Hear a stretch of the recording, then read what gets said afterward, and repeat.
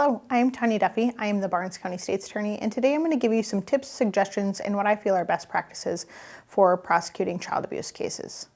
I'm going to provide you a few tips for corroborating evidence. First, think about things at the child's level. A child that is 4 years old is going to use different words and language than a child that is 16 or 17 years old. It's important to think about things at the child's level. When addressing motive, it's important to think kind of outside of the box. For example, if the child is being abused by their father, the child may have written their father a card or have given them a Father's Day card. It's important to corroborate that child's evidence that they do not make these things up simply because they want a person to be in trouble. Law enforcement may be able to locate something like a Father's Day card where the child wrote that their dad was the best dad ever. This is evidence that corroborates that a child is not making up this story. They are simply asking for this abuse to stop. Another tip for gathering corroborating evidence is to not ignore statements that make your eyes wide, and I say that in a literal sense. Some disclosures involve statements from children that make your eyes wide.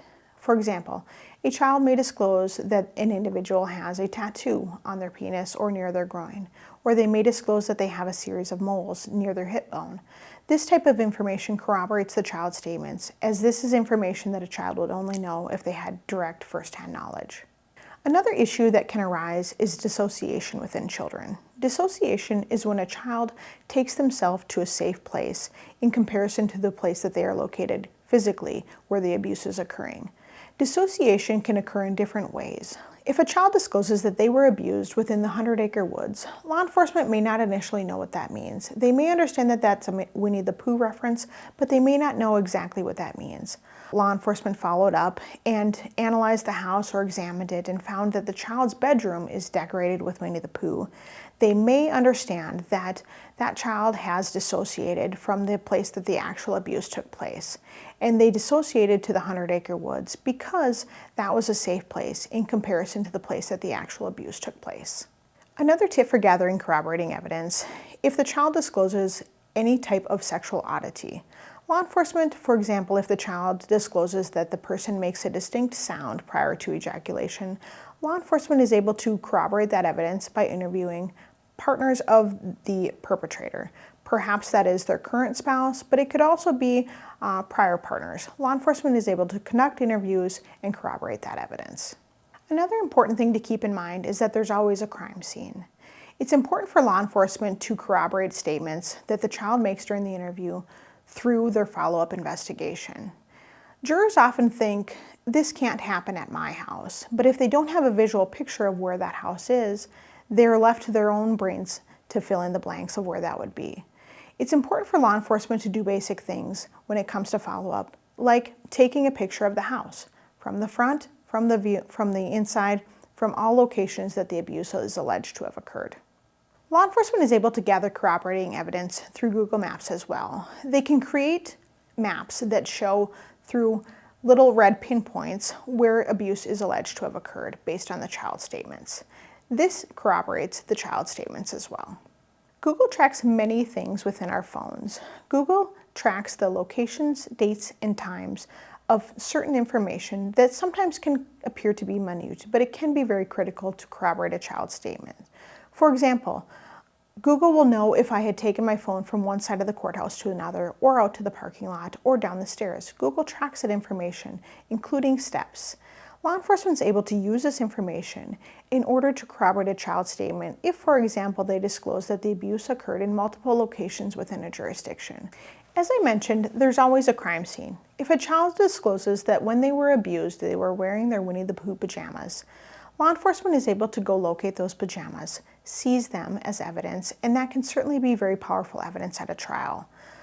Prosecutors would be able to hold that item up, show the jury how young this child was, show them how small they were, and it would provide a corroborating piece of physical evidence as well. Another thing that law enforcement is able to do in order to corroborate additional evidence is to understand the basic layout of the house. This needs to be photographed and videoed, but it's also important to pay attention to the little details, like the thickness of the walls. If the walls are very thick, it's important to understand that that might explain why a person was able to abuse a child while there were other people in the house. If, for example, the walls were paper thin, it may also explain why the child had stated that during the abuse, the perpetrator told them to not make any noise, as the walls were very thin. When gathering corroborating evidence, it's important for law enforcement to do so from the perspective of the victim. This can be done through a video tour or a picture tour, perhaps both. Both would always be better. Another tip for corroborating evidence is to not delay forensic interviews and the subsequent investigation that comes after those interviews. Oftentimes, there's a very short window of opportunity for law enforcement to seize evidence, and it's critical that after the interview is completed, law enforcement's ready to write warrants and capture that crime scene. If you're struggling to corroborate evidence or struggling to come up with things that would corroborate a child's statements, I again encourage you to try to think outside of the box. If the child states that they don't remember the first time that the abuse happened, but they do remember that they were either in first or second or third grade and they had to miss school for an entire week after the first time, that gives law enforcement a basis of where to start. First, they can go to the school. They can look for records of when the child was absent for a week, and that would perhaps lead them to a general time period of when this abuse began. Law enforcement, while they're at the school, can also get the child's picture from that year. That can be very powerful corroborating evidence.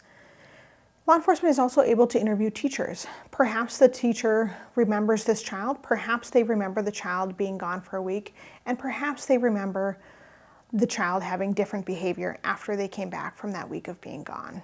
Interviews with teachers are often very powerful evidence. Teachers have very close connections with their children, and they often recall times in which the child changed their behavior, in which they were different before a certain event and different after. These interviews can be very powerful and helpful with corroborating the child's statement. When corroborating evidence, it's important for prosecutors to work with law enforcement to ensure that their investigation is thorough. It's important for law enforcement to gather all the evidence possible, whether that's a small blue cup or whether that's a crime scene photo.